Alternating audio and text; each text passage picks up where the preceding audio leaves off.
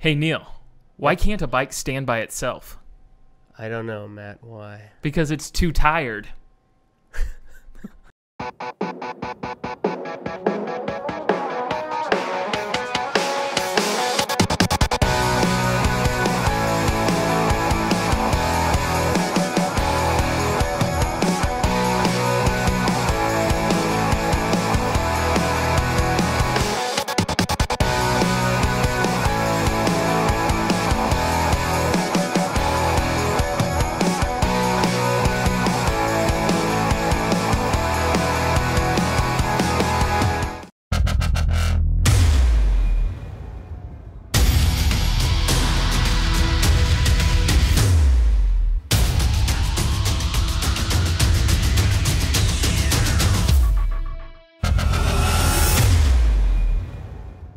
Welcome to This is Gravel. I'm your host this week, Neil Taylor. Alongside me, not as always, is... Producer Matt? Whoa! Producer Matt, you're on this side of the camera. I am on this side of the camera, and I don't think I've ever been on this side of the table either. It's usually kind of filling in for whoever sat in that seat. So, wow. There's a first time for everything, I guess. There is. So what have you been up to, Matt? I've been trying to get in some rides. Nice. First off, last week, I guess, we got to say I was up at Jingle Cross. Nice. Goal in life, my wife and I went up for our anniversary trip to a cyclocross race to watch it. So that is a life goal right there.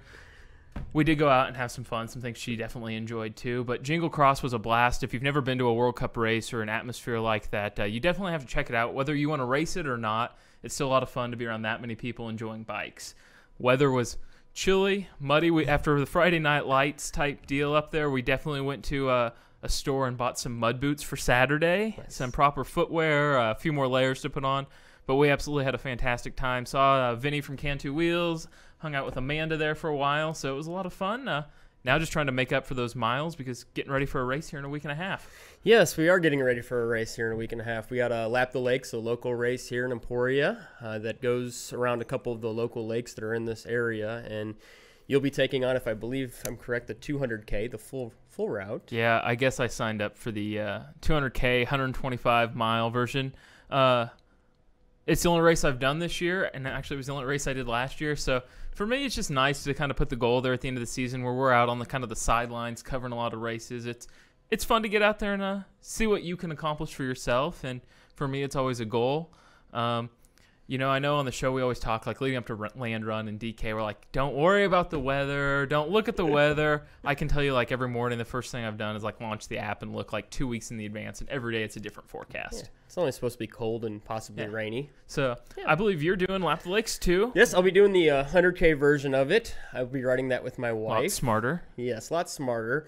I thought many times about doing the single speed. There wasn't a big single speed class for this, so I thought, hey, maybe I can walk my way onto a podium. Yeah. Who knows? But after talking with my wife for a while, this is going to be her first race. Okay. And since it's her first race... It'll be my second race. Nice. You could do the 200K with me. Maybe, but I'm not married to you, so... Fair enough. Married to Brandy, and she really wants to do it, but I think she'd love to have me there, kind of support her along the way. And I guess if things get really bad, I can just kind of sit right there on her side and just push her on the back the whole way in. That's my big experience with it last year is, like I said, we go to a lot of the bigger races with 300 to 500 riders a lot of times, and there's a lot of times you're around people. Yeah. Last year when I did this, there was about 10 people doing the long one as well, and I think there's 10 to 15 doing the long one again this year. Yeah. There can be a lot of solo time out there. Yes, there is. On a race like this, it's got about 100 registered riders, and that's probably split, I would say, 20 to 30 that are doing the long, and that's including the ones that are doing the relay. And then the rest of them are doing the short route. And so, there's going to be a long portion over that 200K where you don't see anyone. And that can be really tough out there, no doubt. I think that's probably the biggest obstacle for me is overcoming that kind of mental challenge, especially if the weather goes south. If it starts to rain or whatnot, that part could be challenging enough without the physical aspect and not spending many hours on a seat this year. Still a day on a bike, right? It will be a day on the bike. It'll be a lot of fun. Q&A episode. Yes, Q&A episode. Always love these. Always love talking about cycling. And we're going to start off right away here, Matt. Okay. All right. First question here. Does gravel riding satisfy your need for adventure? And this is like a two-parter here. Which parts are most adventurous? So does gravel satisfy my need for adventure? I will say before gravel, cycling or cycling in general for me, I didn't have much of a sense of adventure. I wasn't, we'd go on a couple camping trips a year as a family type thing, but calling it an adventure might be a little bit of a stretch. And I guess adventure is kind of what you make out of it. But I've definitely learned to grow with the adventure, especially through kind of cycling in general, growing your fitness level to then go and do more things. Like the bike packing has really done that. Last summer when we did the Katy Trail, it's an easy ride, but it's a long ride over a couple days. But, you're camping out there every night. When Ben and I went out to Colorado and did the Continental Divide, just over that, 100 miles, bike packing, staying up in the mountains. So, it's helped me foster my relationship with adventuring. So, what was the second part? Second part of it, which parts are most adventurous? The bike packing for me. This is going to sound incredibly lame, probably. It's okay. But I was never really one to, enjoy night riding, kind of being out in the dark by yourself, on county roads. Me, I understand. I know there's a lot of people that absolutely love being out there by themselves. Yeah, you never know where the pterodactyl's going to come from. Exactly. So I've learned to really enjoy that and just kind of follow your headlight through there and grind through it. So adventuring that way and the amount of places you find and discover. That's what I love about gravel cycling. There's those times you come over the hill at sunset and there's this gorgeous pond or lake there that you never knew existed, and people will never understand that beauty. Yeah, I'm there with you. I didn't have much, I would guess, say adventuring in my life. I was getting pretty old, married, kids when I started getting into cycling. My wife was pregnant with our second when I really started riding, and so adventure had kind of left, in the mid-20s, and it was nice to get out there. Are you telling me the time is running out for me? I'm just saying I was getting old and I didn't have a whole lot of adventure, it seemed like. Yeah. And so it was nice to get out there because it was all of a sudden I was doing something new, something that I hadn't done. I hadn't been on a bike in 20-something years. At the point I'd started riding gravel. And it did just feel like an adventure, going out and exploring. Like you say, seeing something new. There's always that time where I hit a new road that I've never hit before, and it just feels like it's uncharted territory, especially when you get really out there and, you're away from all civilization. Man, that's just so fun. I'm with you. I haven't done a whole lot of bike packing, but, man, the 2 trips that I got to do this past summer with Gravel City were just awesome. Yeah. And my kids both are just excited to get to try that out. Abigail's got a bike that she can do it on. Lane, obviously, is still a little young, but yesterday even he was talking with my wife, and he says that when he grows up, he wants to be a bike packer, and that was...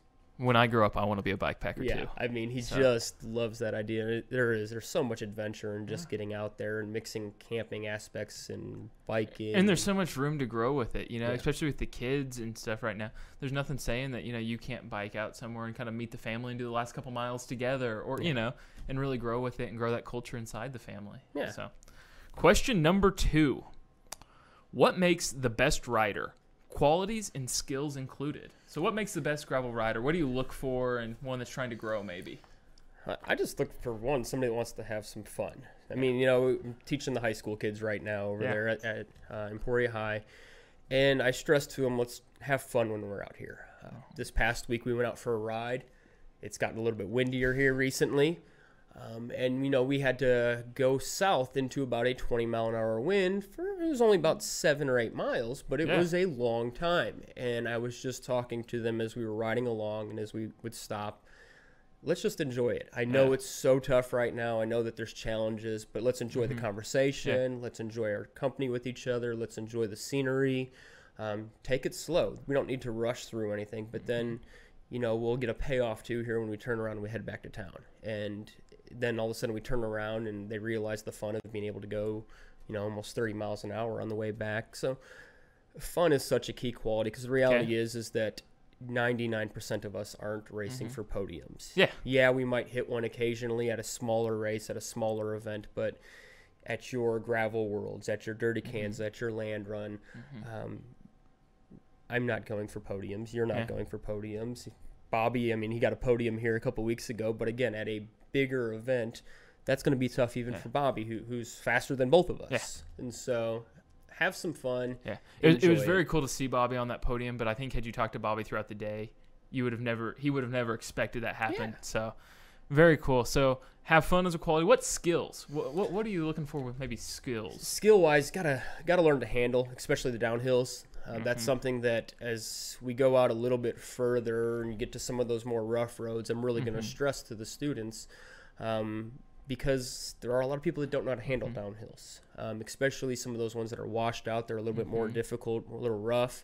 And if you can't handle, if you can't look ahead, if you can't see and predict what the road is going to do, you're going to end up over your handlebars. You're going to end up on the ground. You might end up in the hospital. And those are things that I don't want to experience out there with, a bunch of students out of town. And really, I don't like seeing any of my friends who have been riding around here for a while experiencing too, because, we've had local cyclists, and I'm sure cyclists in other areas of the country too, that they get out there and they've gotten fast and they've developed some skills, but they don't have those handling, especially in those rough downhills. And I think you see that a lot, like late winter, early spring. A lot of people that have maybe been training inside on trainers and stuff, so you gain a lot more power through the winter and don't necessarily know how to handle that. Yes. So I think what you nailed it with one of the qualities. You got to have fun. If you're not having fun, it's no fun for anybody else around you. Yeah. Another quality is you got to learn to kind of manage the pain. Not that you should be riding in pain all the time, but everybody hurts in different ways at different times in rides, and understand that everybody's going through that at different points. Yeah, you're gonna hurt at some point over a race. Just bound to happen. And then on the skills, handling, definitely. If you can't stay in your groove and kind of take the groove on the road, you're no fun to ride around. Yeah. That scares everybody you're with. And on skills also, you need to know your bike. Understand your bike, what your bike's capable of, and how to maintain it. That bothers me when we go on big rides. Is I love to help people. Help them stop. If there's flat, I'm always going to stop, pull over, see what's up. But if it's something that could have been taken care of before the ride started, that's kind of a pet peeve of mine, of slowing the whole group down. But and non-riding skills, absolutely. Learn how to just take care of your bike. Learn how to change a flat. Just very simplistic things. And it's always surprising to me when you get out there and you're riding with people that have been riding as long as you have or longer, and they get a flat and have no idea what to do. Yeah. Learning how to take care of your bike, learning how to take care of your chain, for instance, learning how to lube the chain, clean the chain. Those are very simple things, but are skills that if you've been riding for a while and you don't know how to do, you're going to be visiting the bike shop a whole lot. Yeah. So learn how to take care of it. All right, next question. I just got my first real bike, non-big box store bike, so probably non-Walmart, Target store bike. Okay. What should my first couple months goals be and first year goal be? Oh, so you're on your first real bike. I'm going to take this as kind of your local bike shop type bike, but first couple months, get out and have fun. Like we just talked about from question 2, learn how your bike handles, learn some of the mechanics of it. And then I'm a big fan of setting mileage goals with myself. It might not work for everybody, but for me, I like to put a number in my head and go, this is what I'm shooting for this week, and understand that some weeks, like we're looking at right now, it might be rainy the rest of the week, the wind's howling out there, but I still like to push myself to reach those miles. So I know maybe I needed to do more yesterday or the day before to prepare for it. So just kind of set some basic mileage goals and understand in our community, we have a very long race, but understand that the people out there doing 200 miles or even 350 miles now, that wasn't their first couple months of riding. Yes. So I think it's that place of Freedom Fest is coming up. Hey, there's a 16-mile ride. There's a 40-mile ride. Set your goals for something like that. Go out and have fun. Ride with a group of people. Join a weekly group ride for your first couple months. And then kind of depending for a year-long goal, what is that kind of, what's the mountaintop look like for you? But I don't want to see somebody go out there and go, my goal is to go do the DK 200 in 6 months, and that be their pinnacle. Just because I don't want you to burn out. I don't want you to spend every night out there on the bike and forget, some of your other hobbies you may have. Yeah. But, setting realistic goals. Yeah, if somebody's out there their first couple months, like you say, have fun, get to know your bike, get to see new places, stretch the legs. Don't be afraid to take those maybe 5-mile rides to 10 to 15, maybe even hit some 20 miles here and there over those first couple months. First year, the reality is, and I've told this to the kids at the high school, if any of them want to, they could be in the ability to ride 100 or 200 miles by Dirty Kansas next year on June 1st, if that's what they want to do. The reality is that is going to take an abundance of time, an abundance of dedication, and reality is why, you can jump out the gate and say, okay, Dirty Kansas 200, that's what I want to do within the first year of riding bikes. And there's no problem with that. And there's nothing wrong with that. But I really think that probably for most people, a more attainable goal is looking to a shorter race, and finding something that is shorter. In the fall months, like you say, we've got some shorter races. There's, like you say, the Freedom Fest. There's Jagger up in Eskridge, which is a little more challenging based upon its roads, but is a shorter route. I believe in Missouri, there's a couple that are, shorter that are going on as well. And maybe jump on one of those first. Comes springtime, there's nothing wrong with going out and trying the Land Run 50. It is a challenging 50 miles, and so that's kind of testing and seeing where you're at. And, maybe you don't know right now which Dirty Kansas you want to sign up for come June 1st when it comes to the lottery opening up. There's always transfers available. You see it nonstop leading up to the transfer deadline. Well, and I think an important thing is set a goal that you can accomplish, Nothing's more fun than coming across the finish line after completing that goal, and then you can up it for the next year or the next race. And nothing's worse than coming up short. Yeah. I mean, when you're out there and you say, I want to go and do 200 miles, and I mean, I remember over the past handful of years here doing the 200-mile race, and people that was their, Dirty Kansas 200, that was their first one in. They didn't do the half pint or 50 or 25 or anything first. They jumped out in the 200. And some of them finished, but there were a lot that didn't, and it was like, you know what, the next year I'm going to go back and give the 100 a try, and I'm going to do that and kind of start the right way, because the reality is 200 miles on a bike over a 21-hour stretch is not easy. It is a tough, long day, and it's going to try you in a lot of different ways, and if you're trying to do that within your first 6-12 months of being on a bike, it's going to be tough. Number 4. Thoughts on 650 by 47 tires and wheels. Let's talk tires and wheels kind of in general here. I don't think either of us ride a 650. Nope. What are your thoughts on tires and wheels and coming up with the right combination? Find what is comfortable and good for you. Right now, my wife, she does have 650 tires. It came with her Journeyman that she got here recently. I've jumped on it a little bit around, just so you have rode a 650 here and there, a little bit, and it's nice, it's comfortable. It feels like my mountain bike used to feel when I rode my mountain bike a lot. And so there is some comfort value to the 650 and having a wider tire. I just don't know if it's for me. Again, I haven't spent enough time on it, I guess, to give a, that's what I want. But I've always liked, since I've moved to a narrow tire, having that narrow, fast, quick tire. I don't find a lot of comfort moving from a 35 to a 38 to even a 40. There really isn't a whole lot of difference to me. Beginning of this year, up until right before Maisie's, I was riding Gravel King 35 with the SK, the side knobs, and it was great. But I switched to a 38 Maxxis Rambler. Comfort-wise, I didn't notice anything. And so if you want comfort, going to maybe that 650 47 might provide you a little bit more comfort in the day. But I would just say whatever works for you. We should probably reach out to Jeff sometime and talk to him. He jumped on a Gorilla Monsoon, and I think he's got 650s on there. And he's coming from a Warbird racing most of the time. So that'd be a good thing in the future for us to have. I think my take on it is the biggest change I've done is I went from my bike before the Fargo, the Kona Rove, had 700 by 38s is what I ran on there. So already a pretty big tire for gravel standards. But then I moved to the Fargo with 29 2.1s. And back to, I'm not a racer. I like to put in 100 or so miles a week. But moving to the 2.1s was just so much more comfortable for me, that geometry of the Fargo. There's just so many factors involved on a bike that it's hard to narrow it down to one element like the tires or the wheels. Exactly. There's a lot of different things. The geometry you mentioned. What, maybe what handlebars you got. I mean, I moved to the wood chippers here when I went to riding single speed and did not realize just how much value that added for me on the bike and how much comfort that added.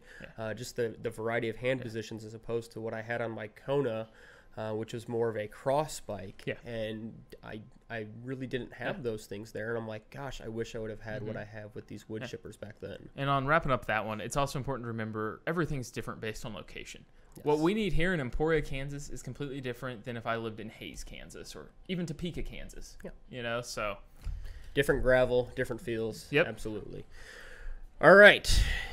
It is starting to cool off here in the Midwest. I think the weather said it was 90 today, but it's Hey, I was at Jingle Cross this weekend, and it was like 45 at one point. So. But it's starting to cool off, and the reality is it will be here soon enough. Winter is coming. What is the most valuable cold weather gear you would recommend purchasing to a new cyclist? To a new cyclist, well, let's say this is our question number 3, that person that just got their first real bike type deal. That's a tough one. You got to think about what does your body naturally keep warm on the bike? You know, so I'm going to eliminate some of those things. But toe covers is a big one for me. You know, whether it's the kind of pull on over the shoes or new shoes, and a base layer. The base layer itself, I never understood everybody saying, oh, you need this wool stuff, until I got a wool base layer, and it was expensive. But, oh, my God, it's my favorite thing on the bike. Yeah, you know, this last year I invested in some 45 North Japanthers. Okay. Some new shoes to ride through the winter because I love riding in the winter. Yeah, we rode on New Year's Day or whatever. It was like -5 degrees. Yeah, with the wind. bottle's freezing up. Yeah, and so I love riding in the cold, and so those shoes were just such a bonus to have. You know, pair those with a pair of wool socks, and I mean, my feet were pretty much always warm through the winter, which is key because if my feet get cold, I'm miserable. I just don't like having cold feet. And so, but that's also a very pricey investment. Oh, yeah. You're not going to spend $10, $15, $20 on a pair of nice winter cycling shoes. But if you're really committed to it, I would say shoes, at least for me, that's the way to go. Because you can pair a lot of other things throughout the way. You know, I mean, I've got a pair of pants that I got from Walmart that cost me $1 that I throw on sometimes, and you can get some cheap things like that here or there.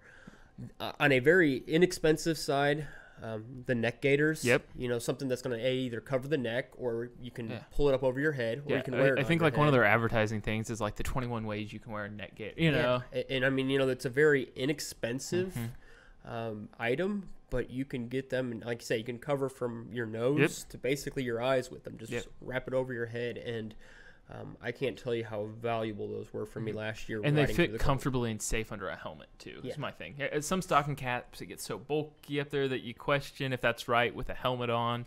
Yeah. But, neck gaiter. And then another thing you can find more bargain brands of are your gloves. Yeah. It all depends on what type of shifters you have and kind of how your brakes pull. What are shifters? Yeah, some of us don't have to worry about that, so they just go. But I've learned to enjoy. I was doing some research and saw that skiers use a lot of like the Kinko leather gloves. So I ordered a pair of those for $20 last year, and they're waterproof. And my hands are sweating at the end of the rides inside there. So you think about it. I mean, a lot of those are made for farmers who are out throughout the winter, working in those conditions regardless.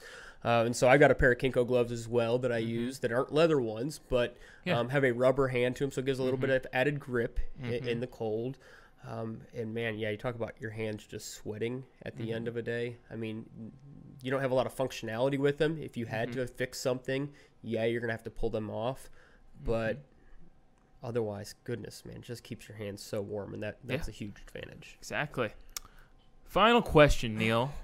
In your time being a cyclist, how has it changed you? Oh, gee.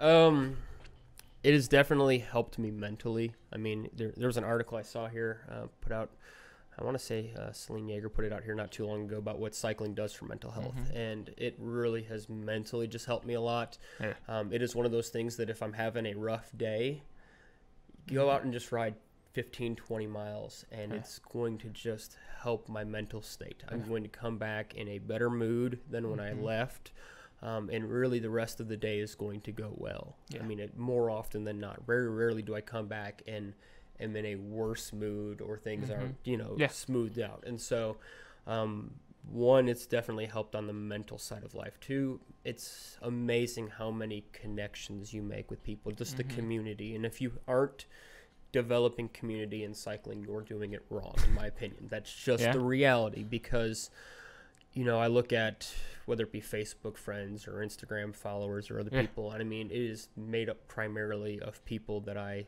cycle with or people that I know because of cycling. And it's not just people that we keep in touch, occasionally and give them a happy birthday wish on Facebook, but it's people that I talk to all the time, that I can bounce ideas off of, that if, hey, I'm having one of those rough mental days, can reach out to and can say, hey, let's meet up for a cup of coffee, or let's hang out, or let's go ride bikes. Yeah. And having that community has been beyond valuable for me in life. I think you hit the nail there. For me, I've been a cyclist a lot longer than I've been a gravel cyclist. When I was in high school, I say that, but my first organized ride was at Opie Down Home Days, and it poured and rained. I was a freshman in high school, just had a brand new Trek, like 3200 series, but man, this is an expensive bike. I spent $300 on this bike, Neil. But when you're a freshman in high school, and there wasn't much of a cycling culture back then around here. My father-in-law is actually the one that got me started in it, my now father-in-law. But did bike across Kansas there on a 10-speed road bike I got for $20 at a yard sale. Had a blast spending a week pedaling across the state of Kansas back then. So the friendships you build on the bike. Since we've launched Gravel Guru, physically, I've lost almost 50 pounds. So I definitely see the health benefits of it there, cycling. And back to the connections, I mean, through the show, the amount of people I've met, and I don't think you can produce a show like this if you're not out on the gravel too and understand what's going on. I think that's one of our values is we're out riding. We understand in the mental health part. There's days you come home from the office and you're in bad shape, don't want to talk to anybody. And so, there's a lot of times where the wife said, why don't you go ride 10, 15 miles? And, and that's good. Clears the mind. So, and sometimes you feel like you just want to go out and bang out those 10, 15 miles. And then there's other times I think I've gone out and probably averaged about 8 miles an hour over those 10, 15 miles and just soaked in what cycling has to offer. So, exactly. Moving on, we've had a ton of social media photos come in from this week. So let's take a look at what I selected off the internet this week. Hey, here are your social media photos coming from Facebook this week. First up, we've got this photo from Steve Fowler out exploring the B roads in south central Iowa, probably getting ready for the Spotted Horse Ultra up there this weekend. Steve Clark sent in this photo, all tucked up for his birthday out by the bizarre cattle pens. Looks like a lot of fun out there. Rob was out exploring the Jingle Cross gravel ride. Look at that mud hole out there. Jacob Marple was out in the Poison Ivy at Turkey Mountain in Tulsa. Hope you get better, Jacob. Hey, look, my mom, Barb Fowler, sent in this photo out riding her new bike at the Cottonwood River Valley south of Emporia, Kansas. Tiffany was out around Weston, Missouri Bluffs Trail with her 8-year-old. She hit almost 20 miles an hour on the gravel. What an awesome time to be out with your kid on the gravel. Bruno sent in this photo from Portugal. Looks like an awesome place to ride. Kurt Snyder sent in this photo riding on the Harriman Trail just outside of Ketchum, Idaho. What a gorgeous place. Ian sent in this photo riding the hills of Mono, Ontario. Lisa was also at the Jingle Cross Gravel Group Ride this past weekend in Iowa City. Thank you to everybody that submitted photos using the hashtag #ThisIsGravel. All right, awesome, guys. Appreciate those pictures. We love getting to see again everything that you guys are doing. Winter race season, fall race season, I guess technically, is starting to really heat up. A lot of things going on. So keep sending those photos. Make sure that you're tagging it with This Is Gravel or tagging Gravel Guru, or you can tag myself, Minister of Gravel, or you can tag that casual guy wherever he's at. Casual cyclist as well. I'm sure that he would love it. So again, keep sending those, and we look forward to seeing you guys next week. Yep. Thanks for watching.